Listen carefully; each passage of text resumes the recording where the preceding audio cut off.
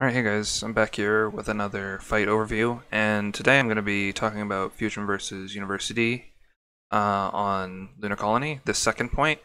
It's really interesting in the fact that they are running mirror comps of each other, and a lot of times you do not see Ana Zen, especially on offense, on this part.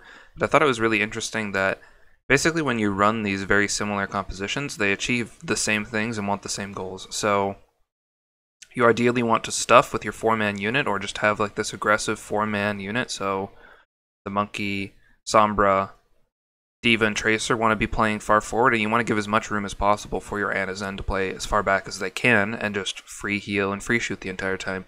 But whenever you run this on offense, you want to achieve a similar goal. And so to achieve that win condition, you have to buy time by sitting on the Ana or forcing someone to look at a different place that they don't want to, forcing them to use cooldowns, and basically once you've reached these conditions, you force the enemy team to start using ult. So if Zen gets stuffed really hard, then he has to trance.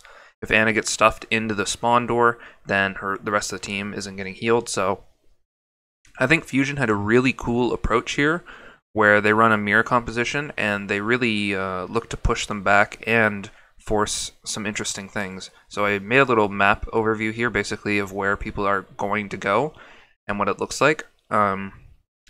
Phillies in the blue and EnVision's in the red. But you can see here with the position on the map, what I really liked is that they stacked the 4-man unit on the mini on the left, bottom left. And then their DPS look to wrap on the right. So what this does specifically is if your DPS are managing to buy up the enemy DPS, then the 4-man unit basically has to fight you 4v4. And we can see here that Tracer and Sombra in the clip will end up getting behind them, and then also forcing the tanks to jump back because their tanks on Fusion's side jump in. Forces literally no pressure on the Ana Zen, and then the Ana Zen on defense ends up getting really pressured, and they have to pop trans early. And this is just a great example of how to counter this composition with itself. I don't even think this is going to be maybe a standard thing, but I think this is a comp that you can run in the future against this if you're looking to counter it. And we'll play this clip out, and we'll really just watch what happens, because I think it's really, really important to note the planning that went into this, and then the execution as well.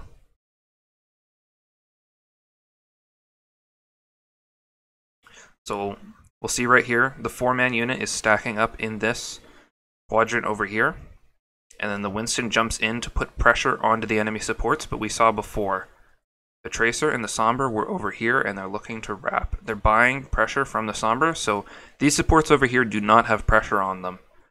The Monkey is in pressuring the supports, so Tracer has to backpedal to go for the Monkey, and the Sombra over here on the other side is getting pressured as well. So it creates room for Alarm and Elk to basically have free room over here, where ideally on the defense, they like to have the Ana and the Zen somewhere over here, either in these two areas, free pocketing.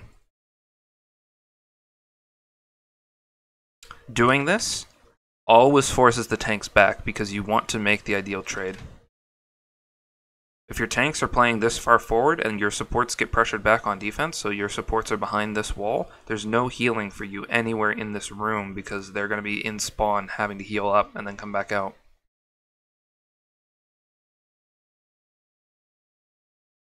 You can see how much free room they have. Buds just now is starting to dash at Alarm and Elk, but we can see what's already happened for them. They've used Pulse. They're just using Trance right now, and Fusion is only committed the Winston, but that's forced that out, and they still have pressure on the point, and they have the Nano out. But you create this chaos, and it forced the Ana Zen to have to fall back on defense and have to completely reset the fight. Then that gave Fusion like an advantage where you basically just used mirror ults and got an advantage and started getting percentage on the point. And we can see they're making proactive trades right here. They're getting percentage. They've gotten 2 ticks. And they're still continuing the fight. The most important thing basically on Fusion's side is getting your supports to stay alive. they've had basically free reign the entire time. They've been able to sit over here in safety, and then they've been able to rotate back over here and be in complete safety. Sure, EnVision is now getting the respawn advantage, but the damage has already been done. There's a lot of percentage that they've gotten, and it's just from a very simple default and play that they've set up.